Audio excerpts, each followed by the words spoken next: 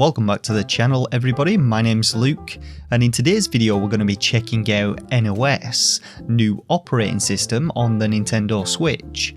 A game which is not so much a game and instead, like the infamous calculator or AAA clock games, aims to bring additional functionality to the Switch. Functionality which Nintendo should have just implemented in the first place, but instead of providing an opportunity for developers to just release trash titles and charge extortionate prices for them.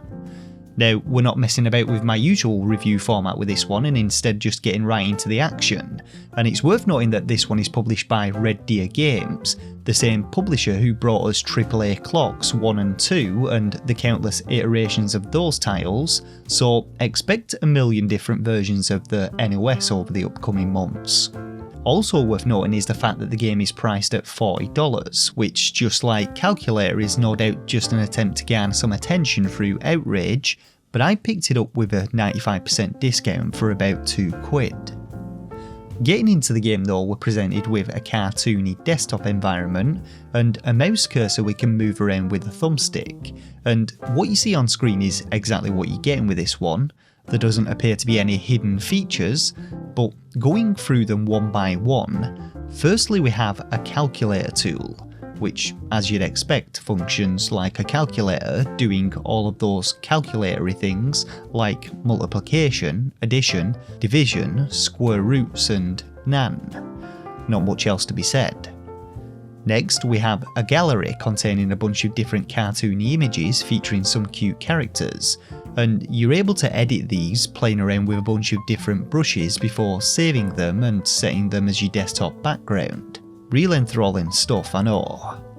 The next tool on the agenda is the Notepad, and if you've never used a Notepad before, this allows you to take notes or small little reminders of the things that you have done, or should have done, or regret doing. And if for some reason you can't afford a pen and a piece of paper, or can and don't like the inconvenience of carrying them, or manually jotting down notes, then for £35 you can convert your Nintendo Switch into a handy note-taking device.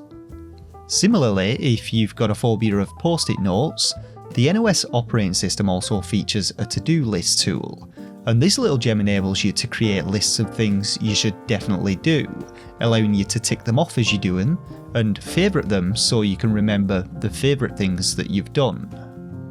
Now, if for some reason you didn't like editing the existing stock images which come in the gallery, you can always try your hand at creating your own using the Paint tool. And much like Microsoft Paint, this one is near impossible to draw accurately on using the thumbstick and on-screen cursor, so you'll most likely just end up with an unidentifiable mess of lines and colours on your screen. Though I do think I managed to create a reasonably decent self-portrait here, which accurately expresses my emotional state after playing this one. Our final little app in the nOS operating system is actually a game. A sliding puzzle game to be precise, which has you sliding pieces back and forth to reform a fragmented picture, and I actually kind of like these games. However, there are no settings in this one, the images are only split into 9 separate pieces, and the pieces themselves are scrambled about 7 or 8 times, meaning I was easily able to memorise the pattern and then unscramble them in about 30 seconds. There is, however, a little bit of variety with the images, so at least that's something. And that's about it. That's all you're getting with this one. The settings menu contains nothing but a sensitivity slider for the cursor, but other than that, that's your lot with nOS, so what can I say? This is essentially just another trashy cash grab app which really has no place on the Switch, is extortionately priced just to generate outrage, and I really think that Red Deer Games should just focus on publishing decent indie games rather than bringing down the reputation with titles like this. Nobody in the right mind is gonna buy this one at full price, and anyone who buys it at a discount will likely just regret it or just be doing it for the memes, so what's the point? Hypocritical, I know, from a guy who just bought it for a review, but I figured I'd show you exactly what it has to offer to save you bothering buying it. And that's about all I have to say, to be honest. Do me the honours of dropping a like if you enjoyed this one though, consider subscribing if you're in the market for more Switch related content, and until next time, Thanks once again for watching, take care of yourselves, and game on.